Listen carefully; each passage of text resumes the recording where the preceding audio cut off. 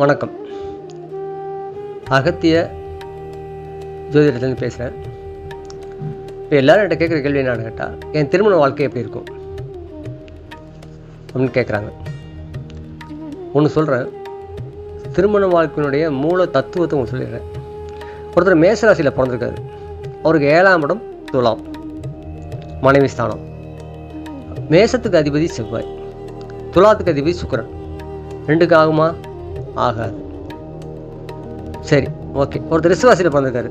அவருக்கு 7 அதிபதி யார்? விருச்சிகம். மனைவி ஸ்தானம் எப்படி இருக்கும்? ஆகாது. ஒருத்தர் மிதுன ராசியில் பிறந்திருக்காரு. அதுக்கு மனைவி ஸ்தானங்க தனுசு, பகை. சரி, ஓகே. கடகத்தில் பிறந்திருக்காரு, சிம்மத்தில் பிறந்திருக்காரு. அது அதிபதி சனி. மனைவி ஸ்தானம் ஒர்க் அவுட் ஆகாது. கன்னியில் பிறந்திருக்காரு. அவருக்கு மீனத்தில் மனைவி அமையும், ஒர்க் அவுட் ஆகாது.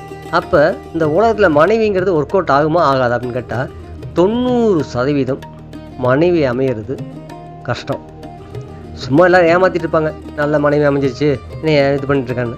இந்த உலகத்தில் கஷ்டப்படுறவன்லேருந்து பணக்காரந்து எல்லாருக்கும் அந்த பிரச்சனை வரும் ஒய்ஃப்னால். அதை பற்றி கவலைப்படாதீங்க. அதுக்கு எல்லாத்துக்கும் ஒரு பரிகாரம் இருக்குது. அந்த பரிகாரத்தை பற்றி அடுத்த வீடியோவில் நான் சொல்கிறேன்.